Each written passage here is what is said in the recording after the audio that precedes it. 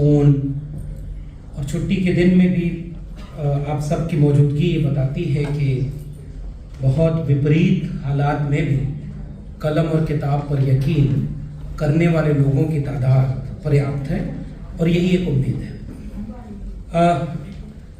ऐसे आयोजन में लेखक ज़्यादा नहीं बोल सकता क्योंकि उससे जो कहना है वो इस किताब के तकरीबन 232 पन्नों में कहा जा चुका है और जो भी विस्तार से कही गई बात है उसे बहुत कम कह पाना शायद उस बात के साथ न्याय करना मुनासिब नहीं होगा।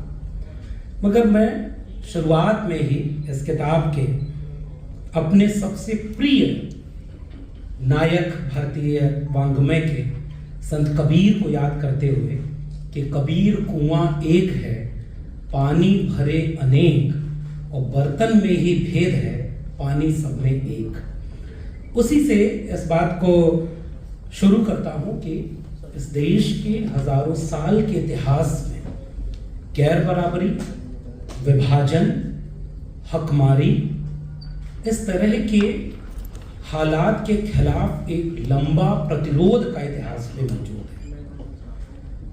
इस किताब के लिखे जाने की जो मंशा थी वो मेरे तकरीबन पिछले एक दशक के अपने जीवन से जुड़े हुए हिस्से से है कि जब हमने ये तय किया कि समानता, न्याय, बंधुता, इन मूल्यों को हम अपनी वैचारिकी का केंद्र बनाएंगे। हमारा स्पष्ट विचार हो जो सामाजिक न्याय का विचार है, जो समाजवादी सपने के साथ आगे बढ़ता है कि मिटे गरीबी और अमीरी, मिटे चाकरी और मजबूरी, दो बातें हैं मोटी मोटी, सबको इज्जत सबको रोटी। इस तरह के हाशिए पर पड़े तबकों के पक्ष में खड़े होकर के हमने अपना एक विचार चुना और जिस विचार की नुमाइंदगी करने वाली एक किताब का नाम है भारत का संविधान। तब हमने पिछले एक दशक में ये पाया कि इस वैचारिक सफर पर कौन से वे मुद्दे हैं जिन पर बात होनी चाहिए। उनमें से एक मुद्दा है जाति जनगणना। जाति जनगणना पर किताब बहुत कम मिलेगी। इसके पहले शायद एक किताब है जो अब प्रचलन में नहीं है। लेख बहुत हैं, बहुत सारी सामग्री है। हमने कोशिश ये महसूस की कि पिछले 10 साल में जब हमने देखा कि किसी एक जगह मुकम्मल ढंग से वे सारी चीजें आए, वो शायद हिंदी की दुनिया में अभी कम हुआ है। ये किताब उस अभाव को भरने की कोशिश मात्र है। दूसरी बात कि जितने लोग मंच पर बैठे हैं उनमें से बहुत सारे लोग इस विषय को लेकर के इस चिंता से लंबे समय से जूझते रहे। इस किताब की शुरुआत किसी और रूप में होने वाली थी, लेकिन जब ये किताब व्यवस्थित हमने की तो इसका रूप बदल गया। यह एक कोशिश इसलिए भी मैं कहूंगा क्योंकि इस किताब में बहुत कुछ ऐसा नहीं होगा जिसे होने के लिए और भी किताबों की जरूरत होगी। तीसरी बात ये कि मेरे सामने एक मुश्किल थी कि जिस विषय पर धारणाएं पूरे देश के हर नागरिक के पास हैं लेकिन सूचनाएं नहीं है। मिसाल के तौर पर जब मैं दिल्ली विश्वविद्यालय में पढ़ाया करता था तो कई बार, चूंकि हम लोगों का हिंदी साहित्य विषय, उसमें अस्मितावादी विमर्श और उसमें बहुत सारी चीजें ऐसी थी जिसमें न्याय और समता पढ़ाना था। तो जैसे आरक्षण एक संकल्पना है जिसको लेकर के कोई भी जब हम सवाल करते थे तो उसमें साफ तौर पर बंटवारा होता था जिसमें अधिकांश लोग इस बात से फैसला लेते थे कि उन्हें उसका लाभ मिल रहा है तो वो इसके समर्थक हैं, जिन्हें लाभ नहीं मिल रहा है वो उसके विरोध में है। तो सबके पास अपनी एक धारणा है। जाति जनगणना एक ऐसा विषय जिसका पूरे देश में सबके पास धारणा है लेकिन सूचनाएं बहुत कम है और जो धारणाएं हैं वो पूर्वाग्रह से ग्रसित है या किसी नैरेटिव से संचालित है। क्या ऐसी कोई किताब या ऐसा कोई बौद्धिक काम उन धारणाओं को सूचनाओं के साथ व्यवस्थित कर सकता है? ये किताब उसी के परिणाम में है।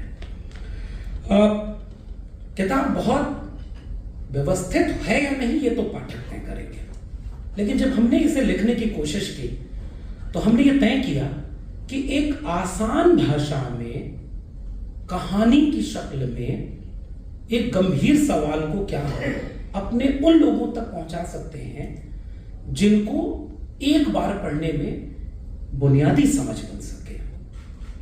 मिसाल के तौर पर जब आप इसका चैप्टराइजेशन देखेंगे तो हमने शुरुआत की है गिनती, गिनना।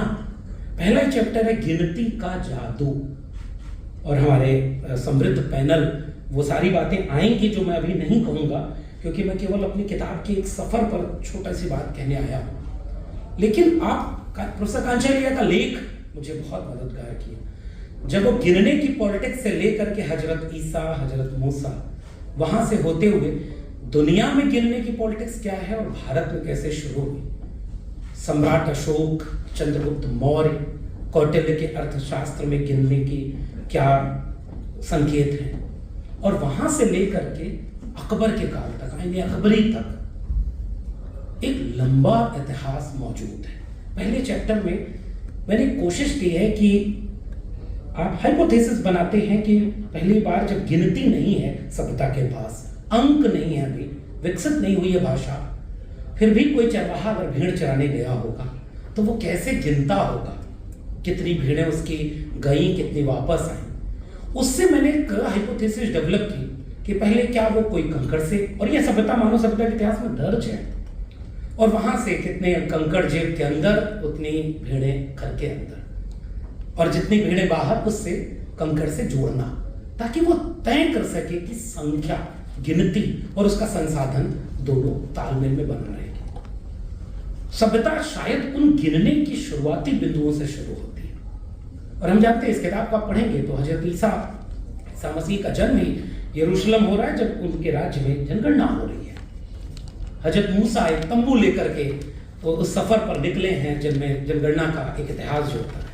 और मैंने अपनी भूमिका में जो बात कही है वो ये कहना चाहता हूँ आपके बीच में कि उस तंबू के लिए एक प्रतीक चुना कि ये पवित्र तंबू है, इसमें ईश्वर का वास होगा, इसकी निगहबानी हमारे लोग करा करेंगे। फिर मुझे 2025-26 का भारत याद आया कि शायद मेरे भारत में भी 2 तंबू तान दिए गए, जिन तंबुओं को ईश्वर का प्रतीक बना दिया गया, एक तंबू राष्ट्र का और एक धर्म का। और राष्ट्र के भीतर जब नागरिकों ने अपनी गैर बराबरी के खिलाफ हिस्सेदारी का सवाल उठाया तो राष्ट्र नामक तंबू खतरे में आ जाता है। और जब धर्म नामक तंबू के भीतर जातियों ने हजारों साल के अन्याय, हकमारी और गैर बराबरी के खिलाफ न्याय और समता की आवाज उठाई तो धर्म का तंबू खतरे में आ जाता है। ये किताब आपको उस सफर पर ले चलेगी कि 2025 में जब जाति जनगणना का विरोध करने वाले लोग आपात स्थिति में, इस किताब के आखिरी चैप्टर का टाइटल है धर्म पूछा जाति नहीं, और आपको वो उस सफर पर ले जाएगी कि जब 2022, 23, 24 और 2025 तक पूरा देश ये मांग करने लगा था कि अगर जाति जनगणना होगी तो न्याय और समता की कोई नीति नहीं बन पाएगी, इसलिए जाति जनगणना जरूरी है। तब वो लोग जो इसके विरोध में खड़े थे वे कहते थे कि मेरे लिए केवल एक जाति है, गरीब और अमीर। वे कहते थे कि जो करेगा जात की बात उसको मारूंगा कस के लात। वे कहते थे कि बंटोगे तो ...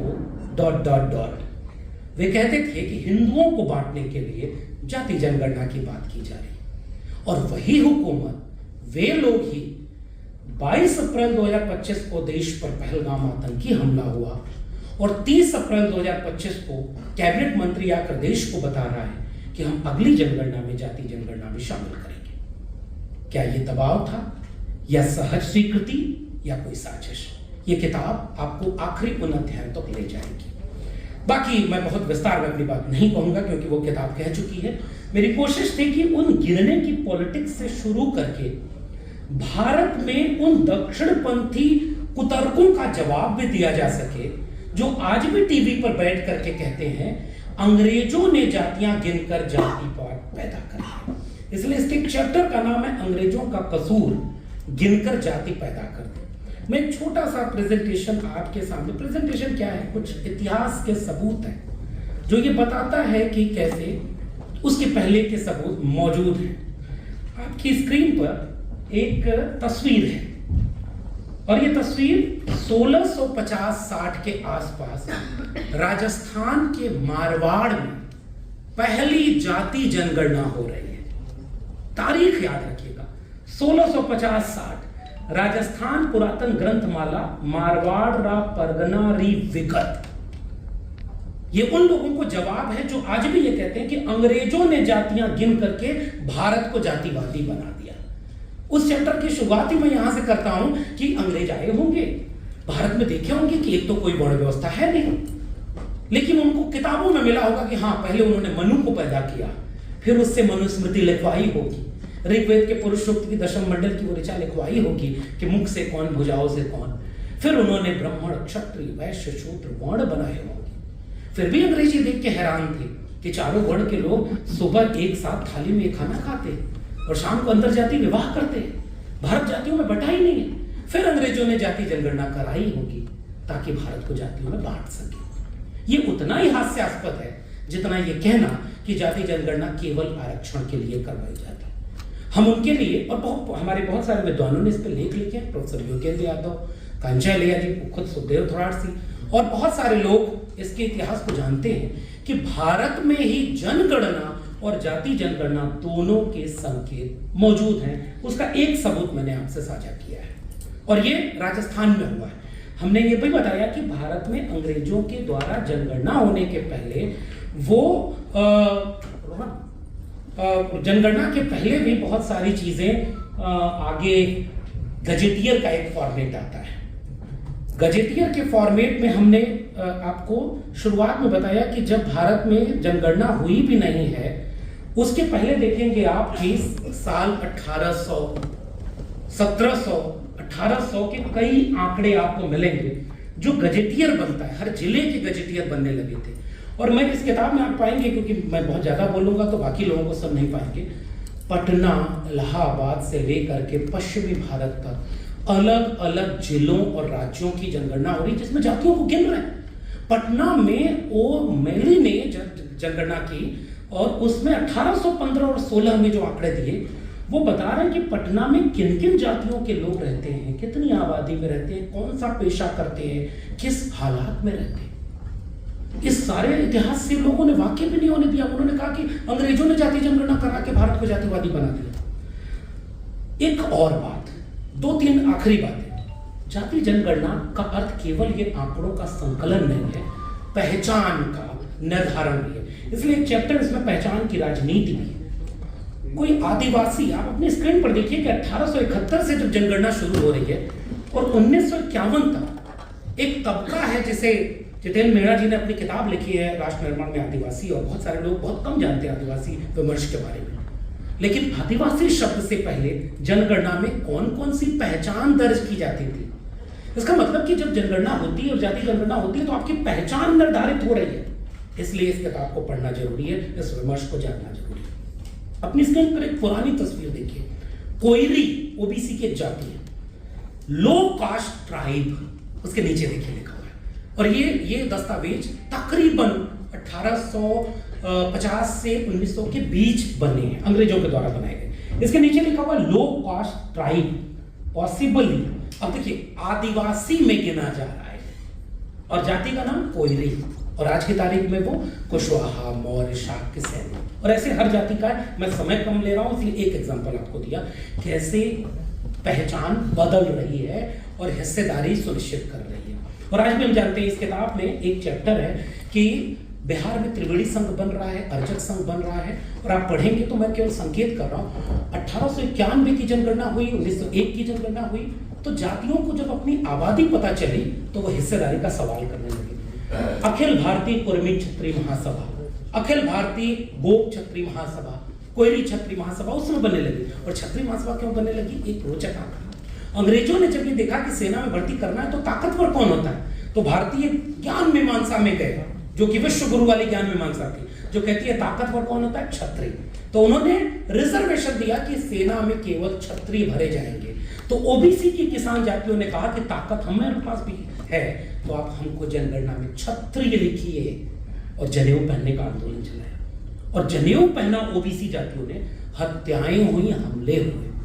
तो जाति जनगणना सीधे सामाजिक आंदोलन से जुड़ा हुआ एक विषय है, वो केवल आरक्षण का सवाल नहीं है। जैसे जैसे जाति जनगणना के आंकड़े आते गए, पूरे भारत का सामाजिक और राजनीतिक परिदृश्य प्रभावित होता गया। बाकी विस्तार से आप जनेऊ वाला चैप्टर पढ़िएगा।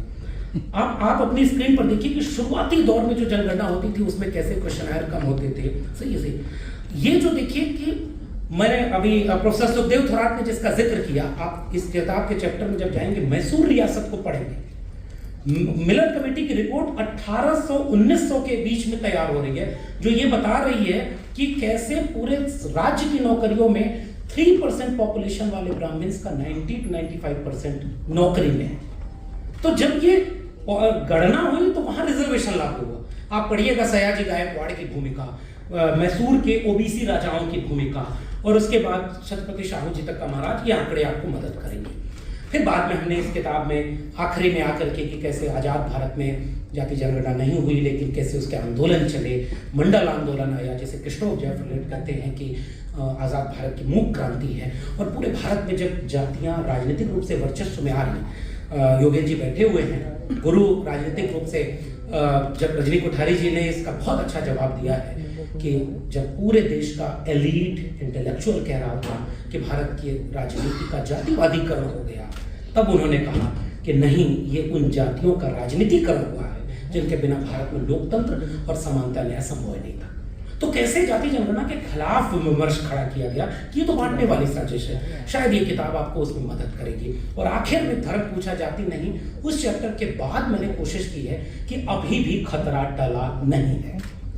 और यही मैं अपनी बात खत्म कर रहा हूं कि हुकूमत ने मान तो लिया, जो कहते थे कि जाति नहीं होती, प्रधानमंत्री बनना था तो जाति बताई, राष्ट्रपति किसको बनाया, प्रेस कॉन्फ्रेंस करके जाति बताई। जो कहते थे जाति होती नहीं, वे कहते हैं कि 2000 साल तक शोषण हुआ तो 200 साल तक तो आरक्षण हमें देना पड़ेगा। हम तो सवाल करते हैं कि देने वाले आप कौन हैं? इस देश के कमेरा लोगों ने, 90% लोगों ने इस देश को रहने, दुनिया को रहने लायक बनाया, लेकिन उन्हें हिस्सा नहीं मिला। जाति जनगणना किताब शायद उस समानता और न्याय की दिशा में लोगों को जोड़ेगी और आखिर में उस खतरे से आगाह करेगी, जिसका एक नमूना आपकी स्क्रीन पर है कि 2011 की जनगणना में 29 सवाल थे। 2027 की पहले फेज की जनगणना में जब मकान गिने जा रहे हैं, और आप इस चैप्टर में पढ़िएगा कि इसमें खानशुमारी बाकायदे एक चैप्टर है जिसमें बता रहा है कि अंग्रेजों के जाति जनगणना के बहुत पहले मकान गिने जा रहे थे, पशु गिने जा रहे थे, व्यक्ति गिने जा रहे थे। और दक्षिणपंथी आज भी कहते हैं कि अंग्रेजों ने जातिवाद कर दिया। ये खतरा है जिसके तरफ मैं आखिर में आपको इशारा करके जा रहा हूं कि घोषणा कर देने से न्याय नहीं मिलता। और ये भी वो लोग घोषणा कर रहे हैं जिनकी कोई घोषणा पूरी आज तक नहीं हुई, उनकी बात की कोई गारंटी नहीं। वो जो कहते हैं ठीक उसका उल्टा कहते हैं। सबूत के तौर पर 33 सवाल, और जिसमें सवाल नंबर 12 मकान की गिनती हो रही है, लेकिन उसमें SC, ST और अन्य लिखा है, इसमें OBC शामिल नहीं है, इसमें अपर कास्ट शामिल नहीं है। इसका मतलब कि घोषणा तो हो गई कि जाति जनगणना होगी, लेकिन साजिश तैयार खड़ी बैठी है। 2011 या उसके पहले की साजिशें जानती हैं कि जब भी इस देश के SC, ST, OBC ने न्याय के लिए कोई बात उठाई तो कैसे उसको डिरेल किया गया। शायद ये किताब उस कोशिश तक ले जाएगी कि आगे की साजिशों से हम कैसे लड़ें और बचें। ये जो मैं बता रहा था 1600-1700 के आसपास जब गिनती हो रही थी, वो हाथ से लिखे हुए कुछ पुराने दस्तावेज हैं जो सबूत देते हैं कि अंग्रेजों के पहले कैसे जाती। और मारवाड़ स्टेट ने 1941 में वो डॉक्यूमेंट प्रकाशित किया जिसकी गणना 1600-1700 के बीच हुई थी। और ये देखिए खानशुमारी, मर्दमशुमारी, और ये मारवाड़ में वही जनगणना का आंकड़ा है। आखिर में ये जो कॉलम बनेंगे, प्रोफेसर योगेन जी बैठे हुए हैं, वो उसको विस्तार से बताएंगे। इस किताब का मकसद केवल इतना है कि उन तमाम बिखरी हुई चीज़ों को एक जगह व्यवस्थित करके आम लोगों तक इसकी एक बुनियादी समझ बनाई जा सके। इसीलिए ये कोशिश मैंने की है, और मुझे उम्मीद है कि पाठक तय करेंगे कि ये किताब कितने उनके काम की बन पाई। अभी तो ये एक शुरुआत है, लड़ाई बहुत लंबी है, क्योंकि अगर गणना हुई भी तो उसके आंकड़े आएंगे कि नहीं, उन आंकड़ों से नीति बनेगी कि नहीं, और नीति लागू होगी कि नहीं, इस सब में अभी बहुत इम्तिहान बाकी है।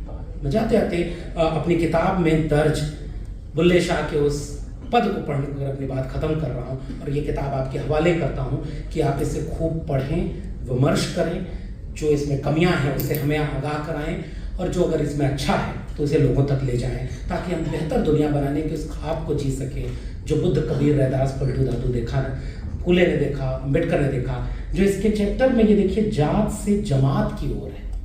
योगेश जी बैठे हुए हैं, समाजवादी आंदोलन के नारे बहुत सारे लगे होते थे।